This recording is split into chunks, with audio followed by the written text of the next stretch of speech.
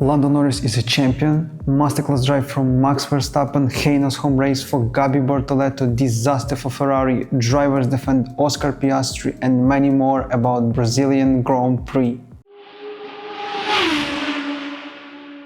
Let's start with one practice we had. At the beginning of it, Yuki was near DNFing in the session, because after his mistake in turn 4, he had a contact with barrier, but he luckily just destroyed the front wing. Also Max had a mistake in turn 4, nonetheless he only drove wide. We had a few impeding episodes, Williams' new look, Max and George battle, and right in the end, Hamilton spin. Frankly, I don't get why Ferrari was greedy to run only on one set of hards and not give your drivers at least one of the compounds that will be used in sprint quali, which will give them a bit of feeling what they should expect in that session. And there your classification after this one practice session. Moving to sprint quali, we had Hamilton out in SQ2. Due to Leclerc's spin in turn 10, he had to lift through this section. Although, right when Leclerc spun, he was going through turn 10 and had to react in almost no time. That resulted in Stewart's decision giving Lewis a lap reminder, which is a bit silly. In SQ3, Norris was battling for pole with Kimi and Piastri. Antonelli was the closest one and he ended up in P2 in 1/10 away from Lando. Max qualified in P6 behind Alonso, who knows how to dance around Interlagos. Before the sprint, there were typical mixed conditions for Interlagos. I want to show you some footage, however some of them will be poor quality, so I'm sorry for that. It was raining, then stopping, and again and again. This circle was continuing till some time before the sprint. Moreover, the track was ready for slicks when it mattered. Yet, Haas put their drivers on intermediates, sadly for them. In the first few minutes of the sprint, we had Bearman and Lawson collision. Stewart decided to give both drivers the same penalty, 5 seconds plus 1 penalty point. From my perspective, punishment for Bearman was stupid. Seems like Stewart just hate him for that extent that when there is even a little opportunity to give him it, they will do this. A few laps later, we had another crash, but bigger this time around.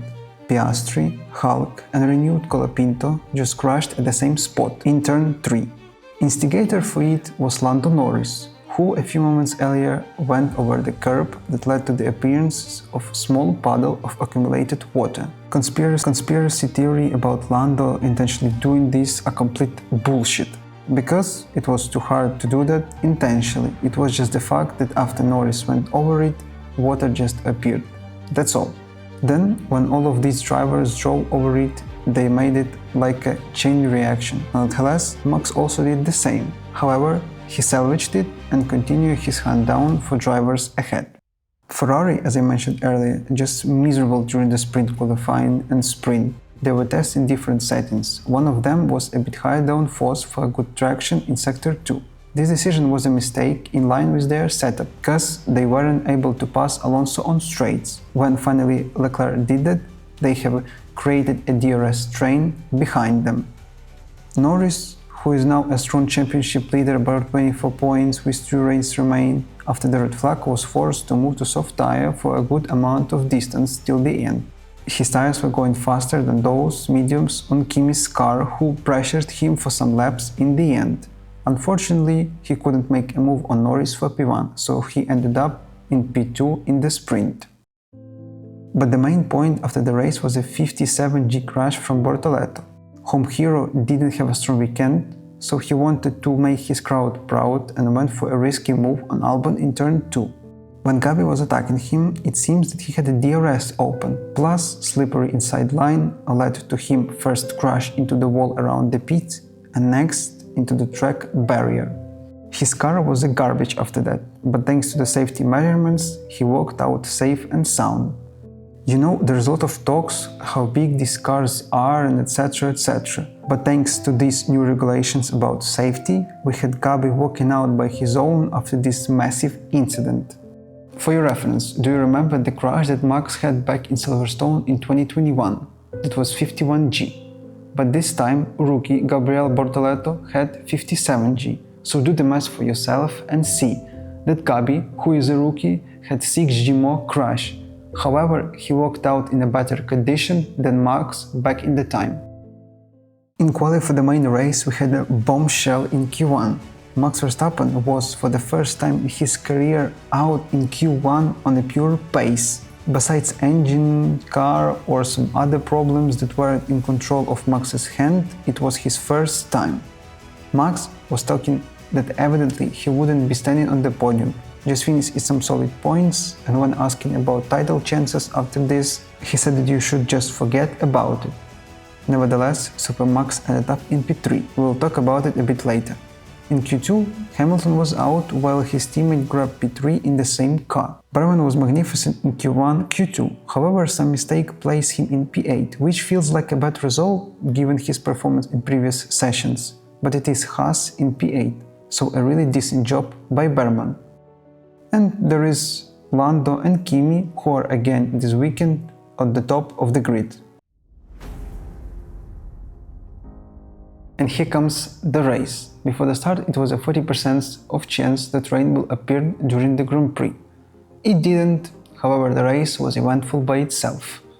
Pirelli predicted two-stopper if conditions remain as it is. Plus, there was no particular strategy because 3 compounds were chosen for the start.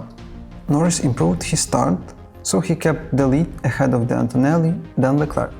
In the first lap, a course for Brazilian continued, as he, in the range of emotion, was in the position where Lance couldn't see him in turn 10, so he crashed into the wall. It will be tough, but he should just forget this weekend and start from the scratch in Qatar. In the meantime, Lewis, while trying to overtake Alpine, drove in the back of it. That cost him his front wing and lots of points of downforce. By the time the restart took place, we had another crash. It involved Piastri again. So, Norris was calmly leading. Behind him, Piastri tried to go to the inside line, while Kimi stayed in the middle and Leclerc on the outside, giving them space with anticipation that something could happen. And it did. Piastri locked up, but was still in control of his car. Thus, Kimi turned into the corner as there was no one. For this reason, he collided with Piastri. As a result, he hit Leclerc front left and damaged his front suspension. Let's unpack it. Piastri was given 10 seconds, which was way too much, since Kimi had a lot of space left by Leclerc, who knew that he should do that. Kimi was mainly at fault here, as others mentioned it as well. Even Leclerc by himself said that Piastri shouldn't have received that big chunk of penalty, as Antonelli is the main culprit. This all happened on account of these stupid additional guidelines that were produced by the stewards before this season. In conclusion, Kimi should have received a penalty for causing a collision. On Piastri's side, this penalty was way too harsh for him. I can't cover all the overtakes that Max made. However, on lap 51, Max was leading the race. Even his engineer couldn't believe the words that he was saying. Max was flying.